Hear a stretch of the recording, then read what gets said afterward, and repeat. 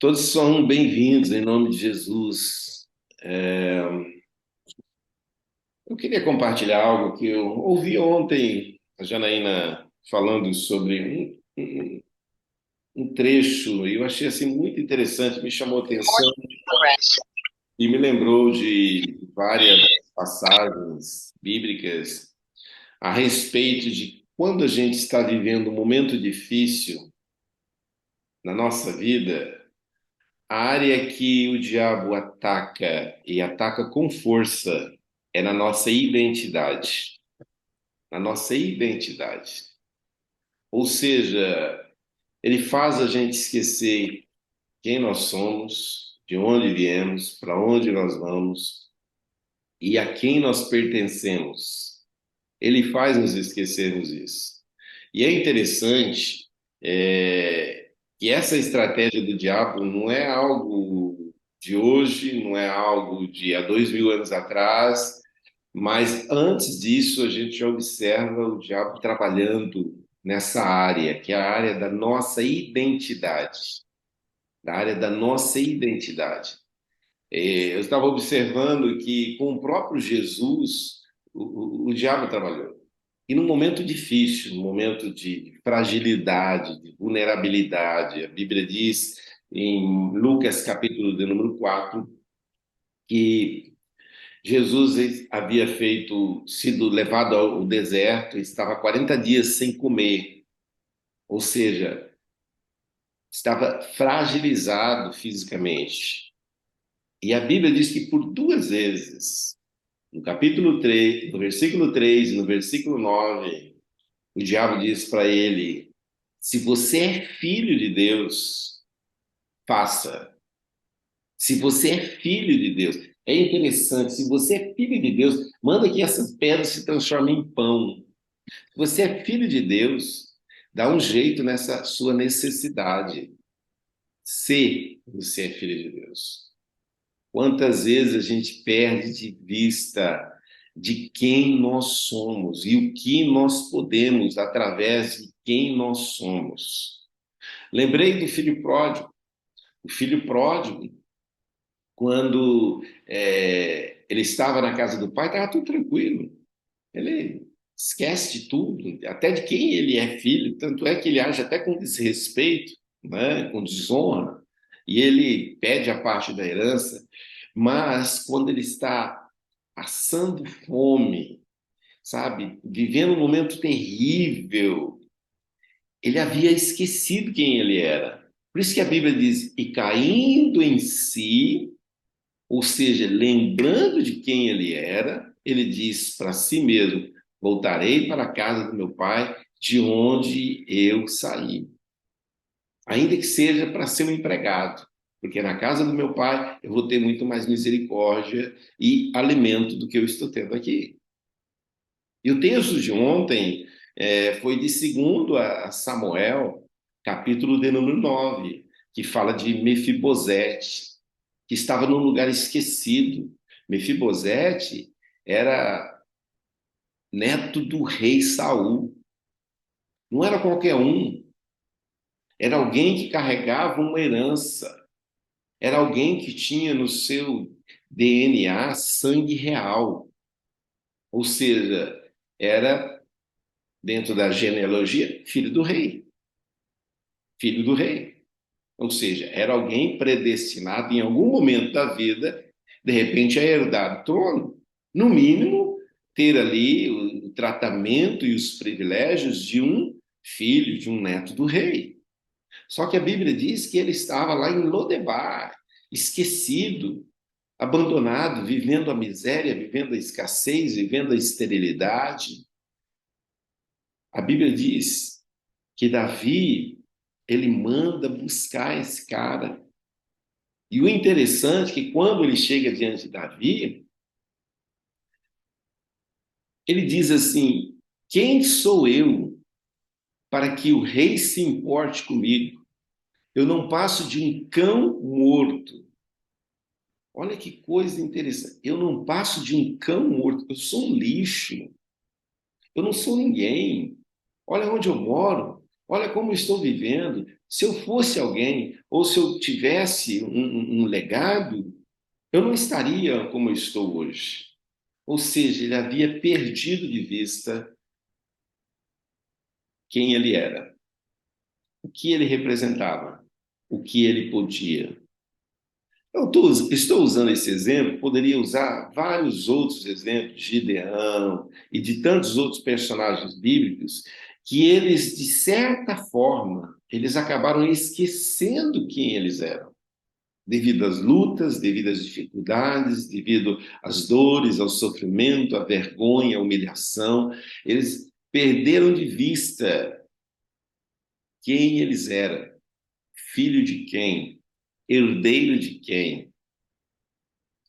É interessante que como nós, muitas vezes, vivendo situações difíceis, às vezes a longo tempo, a gente perde de vista quem nós somos, filho de quem somos. A Bíblia diz que quando eu convido Jesus para ser meu Senhor, eu me torno filho de Deus. E depois que eu me torno filho de Deus, eu me torno herdeiro, herdeiro de Deus e co-herdeiro com Cristo. Ou seja, eu tenho uma herança da parte de Deus e tenho uma parte na herança de Cristo, um bocadinho na herança de Cristo. Eu tenho a presença dele, eu tenho o cuidado dele, eu tenho a provisão dele, eu tenho a proteção dele, eu tenho as promessas dele me perseguindo e alcançando. Só que no momento de dor, a gente esquece disso.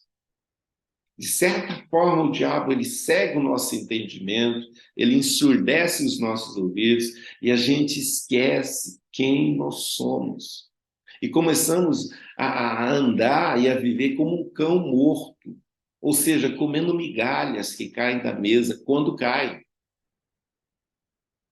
E pelo fato de, às vezes, nos tornarmos muitos cães mortos, as migalhas elas se tornam poucas para serem compartilhadas com todos. Esquecemos quem nós somos. Nós somos filhos amados de Deus. Então, eu gostaria que, nesse dia, sabe, você pudesse se levantar, como Gideão se levantou, na força e no poder do Pai, sabe?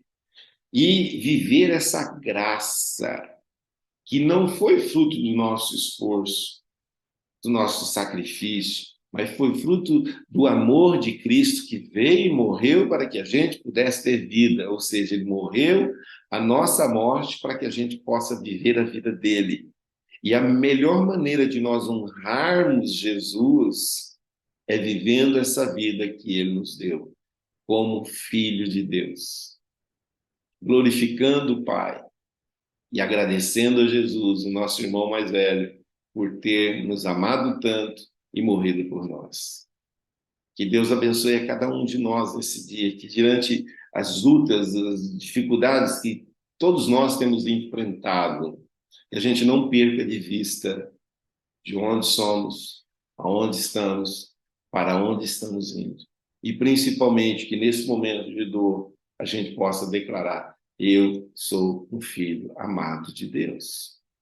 Deus, como eu disse ontem também de manhã, Jesus, filho de Davi, tem misericórdia de mim. Esse foi o clamor do cego Bartimeu, foi o clamor da mulher Sírio-Fenícia: filho de Davi, tem misericórdia de mim, que sou seu irmão. Eu gostaria de orar por você para que seus ouvidos sejam destapados, seus olhos sejam abertos, principalmente seu coração seja desembaraçado de todas essas mentiras que a circunstância, que o diabo tem colocado dentro dos nossos corações, que é a dúvida. A dúvida. Se você é filho de Deus, nós somos. Nós precisamos declarar isso, precisamos verbalizar isso, precisamos nos levantar como filhos de Deus e resplandecer a glória do Pai. Quero orar por você. Nosso Deus e nosso Pai, nosso coração é gratuíssimo pelo privilégio que o Senhor nos deu de nos tornar parte da sua família, filhos e filhas amadas do Deus Todo-Poderoso, do Rei dos Reis.